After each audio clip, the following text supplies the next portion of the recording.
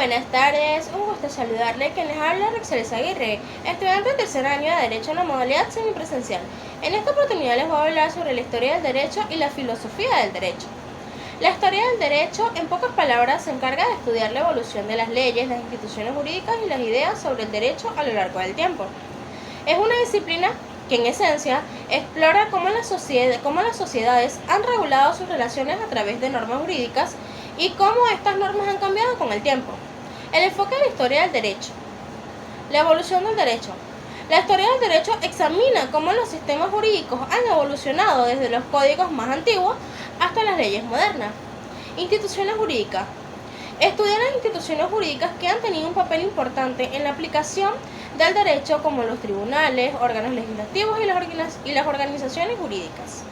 Ideas jurídicas. Exploran las ideas, teorías y doctrina que han influido en la evolución del derecho, desde las teorías de la justicia hasta las ideas sobre la propiedad. Interrelación con la historia general. La historia del derecho no se limita a la historia del derecho en sí, sino que se interrelaciona con otros aspectos de la historia general, como la historia social, política y económica. La filosofía del derecho.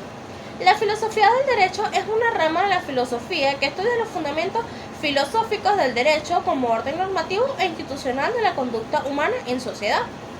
En un sentido amplio, trata de aglutinar el estudio filosófico no solo de la norma jurídica positiva, sino de todas las corrientes de pensamiento que sirven de fundamento al propio derecho, entendiendo este como el orden normativo e institucional de la sociedad. Hola, saludos, por acá les habla Mariel Vigiquien, estudiante de tercer año de Derecho. En esta oportunidad les voy a hablar sobre las instituciones jurídicas. El tema a abordar es la sentencia del Tribunal Constitucional del TC de Perú número 5157-2014. Analiza cuestiones relacionadas con la emisión de préstamos de personas mayores de 85 años, enfocándose en aspectos de derechos fundamentales y protección de grupos vulnerables. Como número 1 tenemos el derecho a la protección y garantías de los y las consumidores.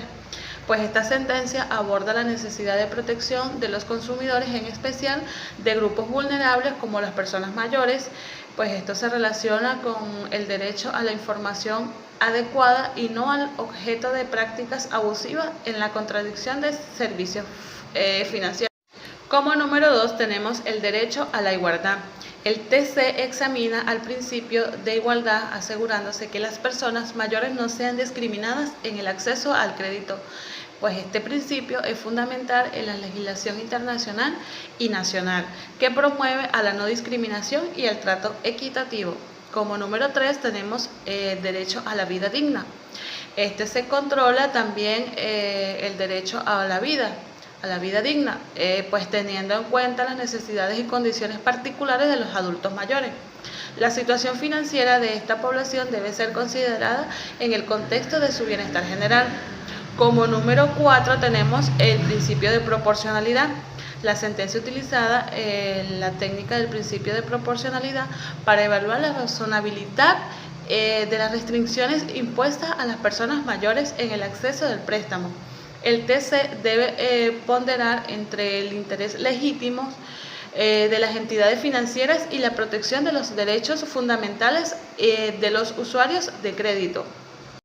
Como número 5 tenemos la responsabilidad de las entidades financieras, pues esta establece que las entidades financieras tienen la obligación de actuar con diligencia y cuidado al ofrecer productos financieros a personas mayores. Esto incluye una clara comprensión de la situación del solicitante y la capacidad de pago, evitando así el sobreendeudamiento. Como número 6 tenemos protección de los datos personales. Si bien no es el eje central de la sentencia, la gestión de estos datos sensibles a las personas mayores, como su edad y condición financiera, pues toca el tema de protección de datos personales, lo cual es relevante en el ámbito de la regulación financiera y el derecho del consumidor. Como número 7 tenemos acuerdos internacionales. Pues se menciona la importancia de los tratados y los convenios internacionales sobre los derechos humanos y derechos de los adultos mayores, como la Convención Interamericana sobre las personas mayores, que refuerzan la protección de este grupo. En resumen, la sentencia 5157-2014 del TC es un ejemplo significativo de la interacción entre la protección de los derechos fundamentales y la regulación del sistema financiero. La decisión subraya la necesidad de asegurar que las instituciones credíticas actúen de acuerdo a los principios éticos y legales, protegiendo a las personas mayores de prácticas que pueden poner en riesgo su bienestar económico y social. Además, esta sentencia contribuye a la construcción de un marco normativo que promueva la inclusión financiera y el respeto a la dignidad humana.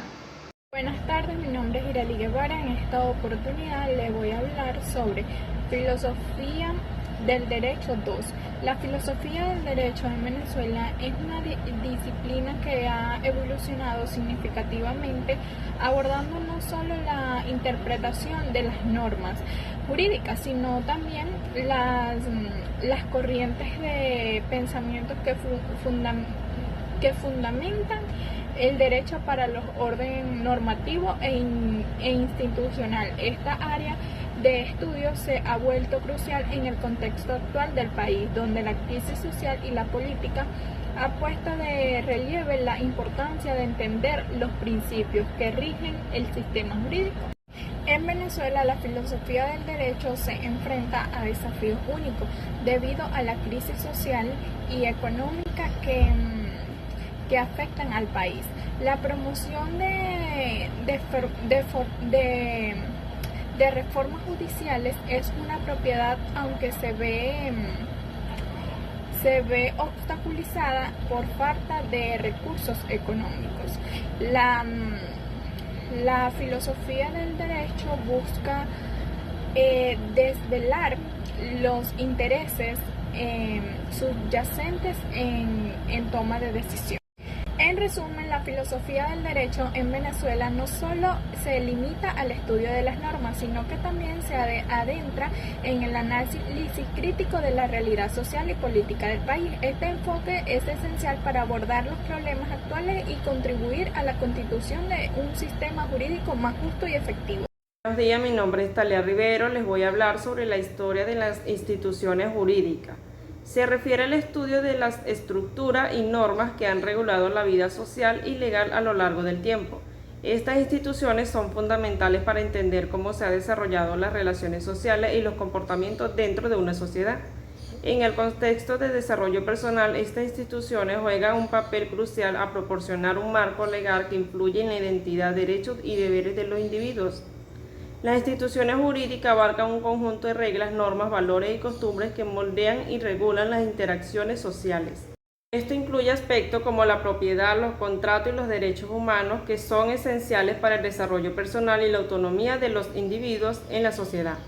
Además, la historia de estas instituciones permite comprender cómo han evolucionado las concepciones de justicia y equidad, lo que a su vez impacta en el desarrollo personal al ofrecer un contexto en el que los individuos pueden ejercer sus derechos y responsabilidades. Es un campo que no solo documenta el pasado, sino que también proporciona herramientas para entender y mejorar el desarrollo personal en el presente y en el futuro. Gracias.